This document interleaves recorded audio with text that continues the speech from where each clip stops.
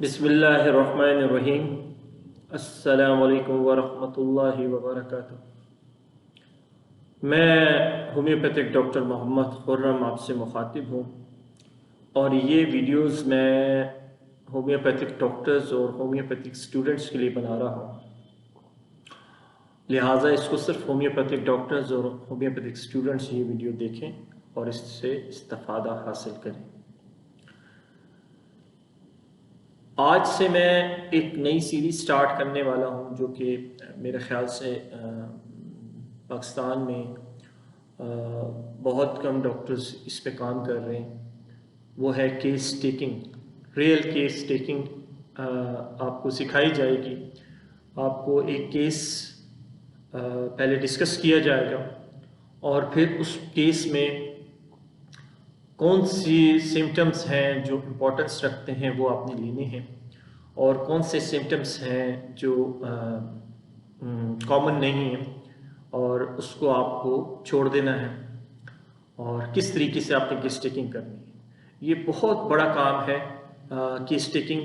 हमारे यहाँ हर homeopathic doctor इसी चीज़ पे परेशान रहता है कि जी केस टेकिंग कैसे की जाए और वो मुख्तलिफ़ डॉक्टर्स के पास जाते हैं और मुख्तलिफ़ डॉक्टर्स से पूछते हैं कि जी केस टेकिंग कैसे की जाए, तो मुश्किल से कोई भी डॉक्टर उसको केस टेकिंग नहीं सिखाता।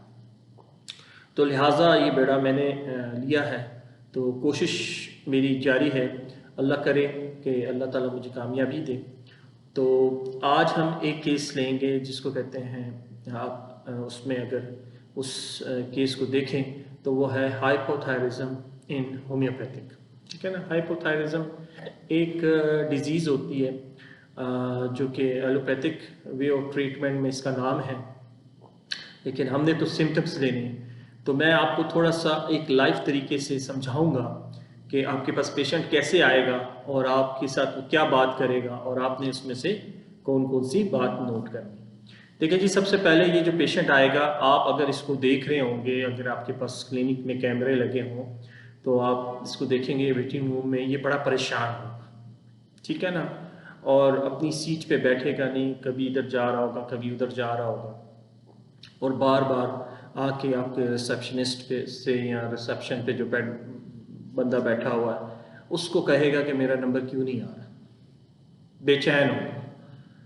तो खैर वो जब आपके पास आ जाएगा और बैठेगा आपके पास आके, तो आप देखेंगे वो टांग पे टांग रख के बैठेगा।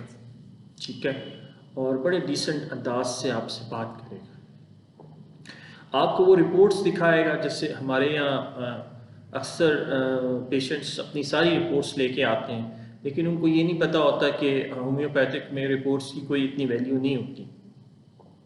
आप जब उसकी रिपोर्ट्स देखेंगे तो आप देखेंगे कि वो डेट वाइज रिपोर्ट्स आपको दिखा रहा होगा और वो उसके हाथ भी अक्सर दिखाते हुए आप देखेंगे शेवरिंग होगी, हाथों में कांप रहा होगा।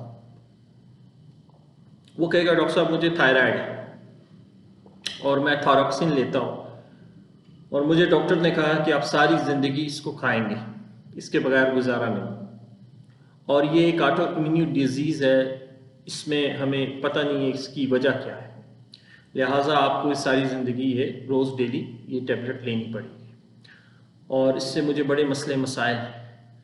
आप उससे पूछेंगे आपको क्या परेशानी है, वो बताएगा डॉक्टर साहब मैं सारा दिन बैठा रहता हूँ, मेरा बैठने का काम है और मैं फ़िज़िकल काम नहीं कर सकता।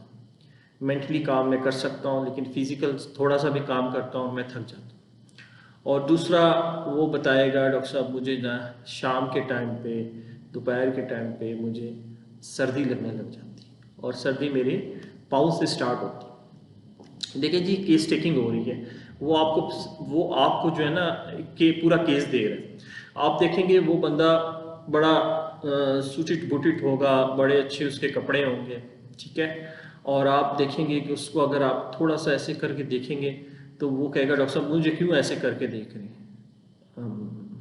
उसको गुस्सा सा आएगा। तो आप कहेंगे कि मैं तो केस टेकिंग कर रहा हूँ।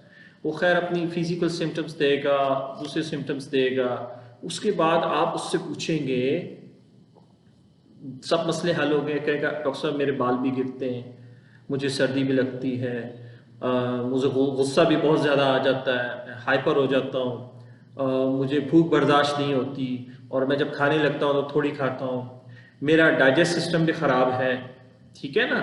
और वो जो सिम्टम्स दे रहा है, ये सारे सिम्टम्स आपके लिए फजूल है, क्योंकि हमारे होम्योपैथिक में डिजीज के एक बात याद रखें, हमारे होम्योपैथिक में जो डिजीज के सिम्टम्स हैं वो आपने नहीं लेने, जो डिजीज की वजह से सिम्टम आए हैं वो आपने नहीं लेने, ठीक है ना।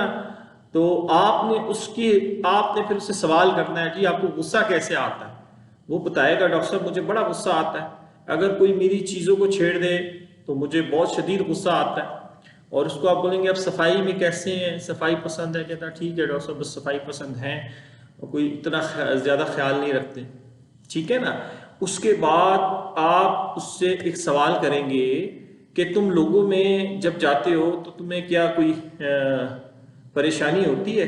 वो कहता नहीं, जब मैंने किसी से मिलना होता है तो डॉक्टर साहब मैं अपने ड्रेस का भी बहुत ख्याल करता हूँ, अगर मैं अपने किसी ऑफिसर के पास जा रहा हूँ तो मैं अपनी फाइल का भी बहुत ख्याल रखता हूँ कि वो अपडेटेड होनी चाहिए, ठीक है ना। और डॉक्टर साहब मुझे ना मज़ा आता है मेंटली काम करने में, मतलब मैं बैठा रहा हूँ, मेरा दिल करता है मेरा दिमाग बिजी रहे, लेकिन मैं फिजिकल काम मुझे अच्छा नहीं लगता, ठीक है ना।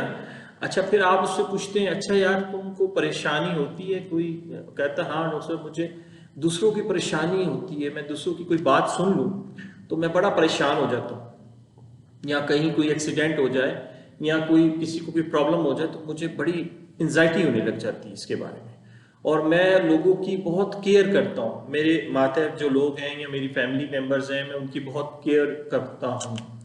अच्छा, फिर आप उससे पूछेंगे आपको खौफ किस चीज़ का होता है।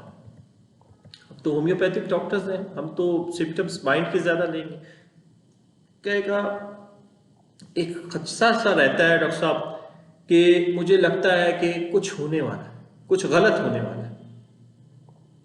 मुझे इसी चीज़ का खौफ लगा रहता है। मैं जब घर से निकलता हूँ, गाड़ी में बैठता हूँ, तो मुझे डर लगता है कहीं एक्सीडेंट ना हो जाए, और मुझे फ्यूचर में कुछ होने का खौफ होता है, ठीक है जी। ये मैं आपको केस टेकिंग सिखा रहा हूँ कि आपने केस टेकिंग में कौन से सिम्टम्स लेने हैं, कौन से नहीं लेने, ये पूरी एक आपने मेरी पूरी बात सुननी है और उसको नोट करना है, ठीक है ना। अच्छा, आप उससे जब बात करेंगे तो आप देखेंगे वो बातें करता, लिक्विडिटी उसमें होगी बहुत ज़्यादा, वो बहुत ज़्यादा टॉकटिव बंदा होगा, बातें कर रहा होगा, आपको पूरी बात डिटेल से समझा रहा होगा। ऐसे नहीं होगा कि आप उससे सवाल कर रहे होंगे तो वो उसी का यस नो में जवाब दे रहा होगा, ठीक है ना। और उससे आप पूछेंगे, अच्छा यार आपको, चलो ठीक है, ये जो हाइपोथायराइड है इसकी ठीक है, ये होता है हर बंदे को, आपने सिर्फ गोली तो खानी होती है, और ठीक है। कहता है नहीं, मुझे परेशानी होती है कि मेरी हेल्थ क्यों नहीं अच्छी है, मैं सेहतमंद क्यों नहीं हूँ, मैं इसके लिए परेशान रहता हूँ, हर टाइम मुझे ये परेशानी लगी रहती है कि मैं क्यों नहीं सही हूँ, ठीक है ना। फिर उसके बाद आप उससे पूछते हैं कि आपकी ज़िंदगी में आप क्या सोचते रहते। कहता है डॉक्टर साहब मेरा जब दिमाग काम कर रहा है, मुख्तलिफ तरह के प्लान्स मेरे दिमाग में बनते रहते हैं, और वो प्लान्स जो होते हैं ना, मैं बस दिमाग में घूम रहे होते हैं, ठीक है। और मुझे बिजी रहना अच्छा लगता है, मैं एक्टिव हूँ, बिजी रहना अच्छा, लेकिन मेंटली तौर पे। अच्छा, आप उसको पूछते हैं कि यार अगर कोई मसला हो जाए या कोई ऐसी चीज़ हो तो तुम क्या एक्ट करते हो। कहते फ़ौरन मैं उस चीज़ पे एक्ट करता हूँ, चाहे वो गुस्सा हो, चाहे वो काम हो, चाहे कोई भी ऐसी बात हो। तो आप उससे और पूछते हैं कि जी आप घर में कैसे हैं और आपका ऑफिस में माहौल कैसा है। कहते हैं डॉक्टर साहब मैं चाहता हूँ कि मेरी हर बंदा मेरी बात सुने और मेरी बात को ना ना करे, ठीक है ना। और आप देखेंगे वो बंदा बड़ा कॉन्फिडेंट तरीके से आपसे बात कर रहा होगा और बड़ा कॉन्फिडेंट होगा।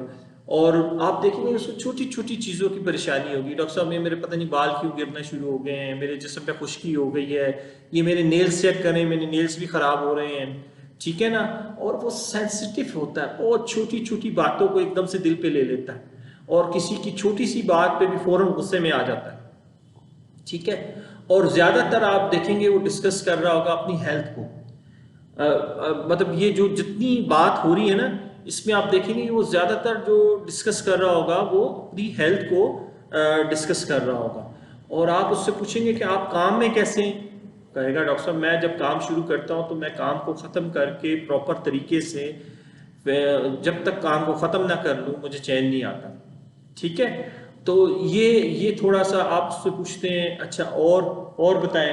कहता है डॉक्टर साहब मैं अपने बच्चों के मामले में बड़ा केयरफुल हूँ, अपने मामले में बड़ा केयरफुल हूँ, मैं हर चीज़ बड़े केयरफुल अंदाज से करता हूँ। अगर मेरे सामने कोई फाइल आ जाए तो मैं उसको बड़े केयरफुल अंदाज से पहले चेक करता हूँ, ऐसे नहीं साइन कर देता हूँ, सारे उसके चेक बैलेंस करता हूँ और उसके बाद जाके मैं उस पर साइन करता हूँ। तो आप उससे पूछते हैं क्या आप अपने काम के साथ ऑनेस्ट हैं? कहता है बिल्कुल डॉक्टर साहब मैं बहुत ज़्यादा अपने काम के साथ ऑनेस्ट हूँ। ठीक है, अच्छा एक बात आपसे उसकी पर्सनल लाइफ के बारे में जब पूछते हैं कि जी आपको जब गुस्सा आता है तो आप क्या करते हैं? कहता है डॉक्टर साहब मुझे इस चीज़ का एहसास तो होता है कि मुझे जब गुस्सा आता है तो मैं अपनी वाइफ को अपने बच्चों के सामने बेइज्जत कर देता हूँ या अपने बच्चों के सामने उसकी इंसल्ट कर देता हूँ। ठीक है ना, तो ये मेरे अंदर एक बहुत बुरी आदत है। अगर कोई मेहमान भी आया होता है तो मैं उसके सामने भी ये देखता नहीं हूँ कि क्या है क्या नहीं है, तो मैं उसके सामने उसको बेइज्जत कर देता हूँ। अच्छा आप उसको पूछते हैं कि आपको एंजाइटी होती कब है? वो बताता है डॉक्टर साहब मैं बस सुबह मेरा जब 5 बजे आँख खुल जाती है और उसके बाद फिर मुझे नींद नहीं आती, फिर मैं करवटें बदलता रहता हूँ कभी इधर कभी उधर और मैं फिर सुबह तक जागता रहता हूँ, मुझे नींद नहीं आती। अच्छा आप उससे पूछते हैं कि आप ये बात बताएं कि आप अगर मिसाल के तौर पे ठीक नहीं होते तो क्या होगा? कहता है डॉक्टर साहब अगर मैं ठीक नहीं होता तो मेरा काम कौन करेगा, तो मुझसे तो अच्छा काम कोई कर नहीं सकता। ठीक है, तो मैं बड़ा परेशान रहता हूँ। आप उससे एक और सवाल पूछते हैं कि आप अपने कामों में, वो बार बार आपसे एक सवाल, आप इतने सवाल करते हैं तो वो पूछता है डॉक्टर साहब बस बस। आप बोलते क्यों? डॉक्टर साहब मैंने काम पे जाना है, आप इतने सवाल क्यों कर रहे हैं? ठीक है ना, और आप उसको ना जब आप पूछते हैं कि शोर शराबा आपको अच्छा लगता है, कहता नहीं डॉक्टर साहब मुझे शोर बहुत बुरा लगता है, मुझे जब मैं गुस्से में होता हूँ या मैं अपसेट होता हूँ तो मुझे छोटी सी आवाज़ भी बुरी लगती है, मुझे लाइट्स भी बुरी लगती हैं। ठीक है ना, और मैं इरिटेट होता हूँ और मैं उस टाइम पे कोई मुझसे बात करे तो मुझे एक अजीब सा गुस्सा आता है और मैं ये जब गुस्से में हूँ तो मुझसे कोई सवाल करे तो मुझे अजीब गुस्सा आता है, मेरा दिल करता है मैं इसको मारूं। ठीक है, या वो मेरी तरफ देखता है तो मेरा दिल करता है कि मैं जो है ना इसको एक तरह खा जाऊँ। ठीक है ना आगे। अच्छा आप उससे पूछते हैं कि जी आपके ख्वाब कैसे हैं, क्योंकि हम तो होम्योपैथिक डॉक्टर्स हैं तो हम ख्वाबों में भी जाते हैं। कहता है डॉक्टर साहब अक्सर ख्वाबों में मुझे ना मेरे पेरेंट्स जो फोत हो चुके हैं वो मुझे नज़र आते हैं, अक्सर मेरी उनसे मुलाकात होती है और मैं जो है ना उनसे बात करता हूँ। ठीक है, और आप देखेंगे कि वो उसके अंदर ना इलेक्ट्रिसिटी होगी, वो एक एक बात कर रहा होगा फिर एकदम से दूसरी बात पे चले जाएगा। ठीक है, एक और मेडिसिन में भी ये आता है तो आप उसको इससे ले लेंगे। दूसरा आप देखेंगे कि वो अपनी जो स्पीचेस करता है, तकरीरें करता है, ठीक है ना, ये भी उसमें है थोड़ी बहुत। तो ये थोड़ा सा जेलिसी का आंसर भी उसमें आता है। अब ये हो गया एक आपके सामने पूरा एक केस स्टडी। अब आपने इसमें कौन से सिम्टम्स लेने, ठीक है ना, अभी मैंने जितनी बात आपको डिस्कस की है आपने उसमें देखिए मैंने कोई उसका हाइपोथायराइड का कोई सिम्टम नहीं लिया, ना उसको सर्दी लगती है, ना उसको गर्मी लगती है, ना उसको खाना आता है, ना ये है केस टेकिंग। अब उसमें मैंने जो एक सिम्टम उसका लिया कि उसका माइंड प्रॉपर्टी में सोशल पोजीशन कंसर्न होता है वो बंदा, कि उसको अपनी जो सोशल पोजीशन होती है उसके लिए बड़ा परेशान होता है कि उसमें वो कभी उसको गलती ना हो। एक सिम्टम मैंने ये लिया। दूसरा मैंने उसका सिम्टम लिया वर्क, उसको होता है मेंटल वर्क का डिज़ायर होता है कि वो मेंटल वर्क जो है वो डिज़ायर हो उसकी। एंजाइटी इसको अदर्स होती है। ये रूब्रिक्स हैं जो लगा रहे हैं, ठीक है ना। और आप आगे जाएंगे तो आगे उसमें मैंने एक लिया है looked at can not bear to be, aggravate होता है कि ये एक कि किसी को देखना पसंद नहीं करता, कोई अगर उसको देख रहा हो तो उसको गुस्सा आता है। एंजाइटी हेल्थ अबाउट, और आपने एक रूब्रिक लगा देनी है इसमें, ठीक है जी। लुक्विस्टी की बातें करता है बहुत ज़्यादा, लिक्विडिटी में आपको बहुत सारी मेडिसिन मिलेंगी, 267 मेडिसिन हैं, ठीक है ना। उसमें एक रूब्रिक अपनी ये लगा देनी है, और बिजी एक्टिव बिजी रहता है हर टाइम, ये माइंड रूब्रिक्स हैं सारी, ठीक है।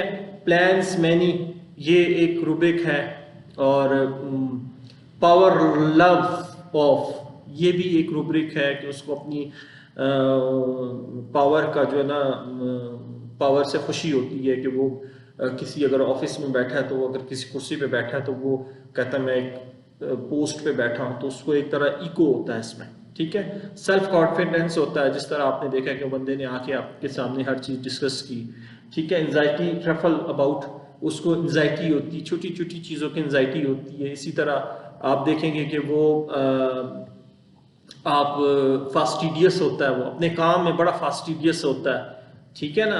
और दूसरा आप देखेंगे कि वो एंगर होता है, अगर कोई मिस्टेक किसी से हो जाए तो बहुत ज़्यादा एंगर होता है, बहुत ज़्यादा वो गुस्से में आ जाता है कि जी मिस्टेक हुई क्यों मुझसे, ठीक है। एक रूब्रिक आती है माइंड में, abuse insulting wife to in from, ये रूब्रिक आती है इसमें कि वो अपनी, जिस तरह मैं बताया कि वो अपनी बीवी की सबके सामने बेइज्जती कर देता है, ठीक है। हरी होता है, हस्टी होता है, बहुत ज़्यादा फास्ट काम करने वाला बंदा होता है, ठीक है। इसी तरह फास्टिडियस मैंने आपको बताया, एंजाइटी फ्यूचर अबाउट, उसको एंजाइटी फ्यूचर अबाउट होती है, ठीक है ना।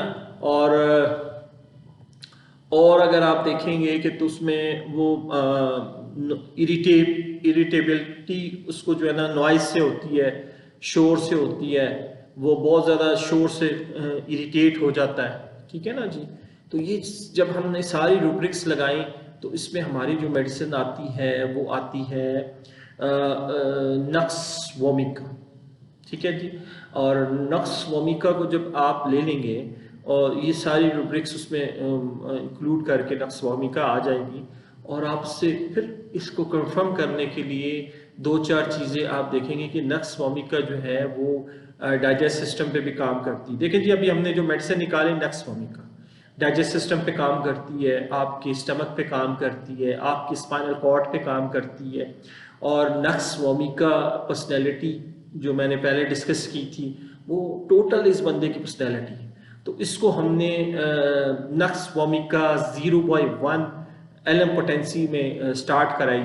अल्हम्दुलिल्लाह उसको जब शुरू किया तो उसका कुछ 15-20 दिन के बाद हमने नोट किया फॉलोअप में, उसकी जो है ना हाइपोथायराइडिज्म का जो लेवल था TSH कम होना शुरू हो गया, उसका डाइजेस्ट सिस्टम ठीक होना शुरू हो गया, उसको गैस्ट्रिक प्रॉब्लम थी वो ठीक होनी शुरू होगी।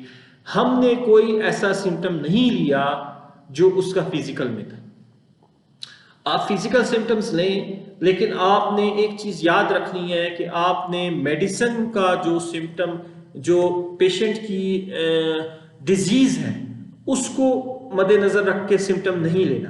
आपने क्या करना है, आपने उस बंदे को समझना है, उस बंदे की पर्सनैलिटी को समझना है, और उस बंदे की जो मेन मसले हैं उसको समझना है। अब देखिए इसमें रूब्रिक्स मैंने कोई 15-20 रूब्रिक्स लगाई, ठीक है। आपको हो सकता है इसमें समझ ना आ रही हो, लेकिन आपने गौर से मेरे एक एक लफ्ज को सुनना है और आपने देखना है कि रैपर्टी में मैंने इसको किस तरीके से इंक्लूड किया। देखें जी, आप जब अपनी केस टेकिंग करेंगे तो आप अपनी केस टेकिंग करने का आपका तरीका जो होगा वो ये होगा, लेकिन मेडिसिन आपका निकालने का तरीका मुख्तलिफ रैपर्टी से होगा, और आपको रूब्रिक्स पे अबूर हासिल होना चाहिए। अब वो बंदा आके अगर आधा घंटा आपके सामने बात करता है तो आपने कौन सी उसकी बातों को पिक करना है और कौन सी बातों को छोड़ देना है, ठीक है ना। अब देखें ना, ये सारी उसकी फिजिकल अपीयरेंस भी आपके सामने आ गई, उसकी पर्सनैलिटी भी आपके सामने आ गई, ठीक है। और उसकी एक डिजीज आ गई जो हाइपोथायराइडिज्म एक बीमारी है। हम उसकी बेस पे तो इलाज नहीं करते, लेकिन मैंने आपको समझाया कि हम इस डिजीज का नाम लेने का मकसद ये है कि पेशेंट आपको ये डिजीज लेके आपके सामने आएगा और आपने उस डिजीज को साइड पे रखना है, उसकी सुननी है, पूरी बात सुननी है। उसको ये नहीं कहना कि जी हम हाइपोथायराइडिज्म का इलाज नहीं करते हैं, हम थायराइड का इलाज नहीं करते हैं। आप बोले हम करते हैं, लेकिन as a doctor, as a homeopathic doctor आपने उसके सिम्टम्स लेने, जो हाई लेवल्स के सिम्टम्स है वो लेने।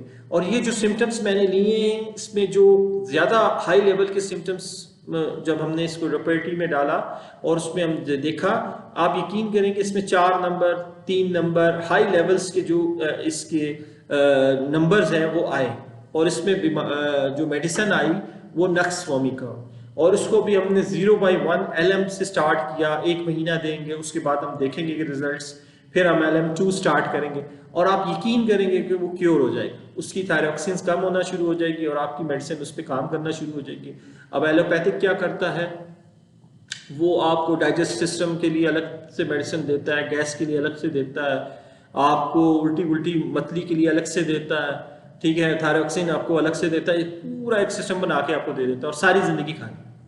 हमारा जो सिस्टम है उसकी कॉज क्या है, हमने इसकी कॉज ढूंढी, उसकी पर्सनैलिटी देखी और फिर जाके हमने उस पेशेंट का इलाज किया।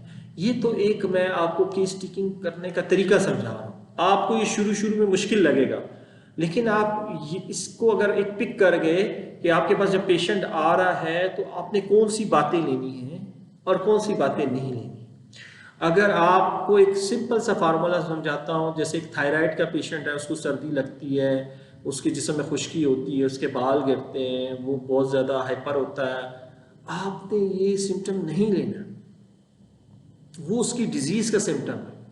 जैसे वो थायरॉक्सिन या कोई ऐसी मेडिसिन लेगा, उसकी डिजीज़ नॉर्मल उस वक्त होगी, उसके सिम्टम्स कुछ और हो जाएंगे। तो आपने उस बंदे को समझना है कि उस बंदे इस डिजीज़ की वजह से उस बंदे के अंदर क्या चेंज आ रहा है, फिजिकल नहीं, मेंटली चेंज उसके अंदर क्या आ रहा है, और उसको फिर आपने ट्रीट करना है, उसकी पर्सनैलिटी को ट्रीट करना है, उसका गुस्सा, एंगर, एंजाइटी, ड्रीम्स ये देखनी है, उसकी पर्सनैलिटी देखनी है, और आप देखेंगे कि आहिस्ता आहिस्ता आहिस्ता आहिस्ता आहिस्ता वो बंदा क्योर होना शुरू हो जाएगा। तो ये था एक मैं असल में डिजीज़ का नाम दे के आगे केस टेकिंग इसलिए करूँगा कि आप लोगों को ये चीज़ समझ आ जाए कि हमारे पास पेशेंट, जब मैंने शुरू में ही कहा था कि हम डिजीज़ का इलाज नहीं करते, हम तो इंसान का इलाज करते हैं, लेकिन आपको ये चीज़ समझाने के लिए डॉक्टर, क्योंकि डॉक्टर ही सुन रहे हैं, आपको ये चीज़ समझाने के लिए कि आपके पास जब थायराइड का पेशेंट भी आ जाए या खुदा न खास्ता आपके पास कैंसर का पेशेंट भी आ जाए, तो आपने कैंसर का इलाज नहीं करना। अब आप कैंसर, ये आपको अबूर हासिल होना चाहिए, जो कैंसर में पेशेंट को सिम्टम्स आते हैं, पेशेंट को मसले होते हैं, उसको आपने साइड पे रखना है। वो हमारे लिए सिम्टम्स की अहमियत नहीं है, वो एक्यूट फेसिस में उसकी अहमियत होती है। आपने जब क्रॉनिक केस टेकिंग करनी है तो उसमें जो आपकी इसकी अहमियत नहीं है, उस इंसान को समझें, और फिर जब आप उसको मेडिसिन देंगे तो आप यकीन करेंगे वो क्योर होना शुरू हो जाएगा। और मैं LM पोटेंसीज पे काम करता हूँ, और LM पोटेंसीज पे मैंने पेशेंट्स को इलाज शुरू की, इसी से स्टार्ट करता हूँ, 0/1 से स्टार्ट करते हैं और 2 3 इस तरह Aahista Aahista step by step चलते हैं आगे।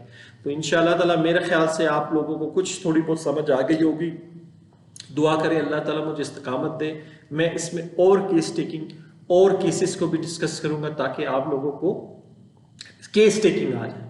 जब आपको केस टेकिंग आ गई, फिर आपका दिल भी करेगा पढ़ने को और आपका दिल भी करेगा सही तरीके से रूब्रिक्स को समझने को। ठीक है, दुआ करें अल्लाह ताला हम दोनों जहानों की मामला को आसान करे और आफियत वाला मामला करें। ठीक है जी, अल्लाह हाफिज़।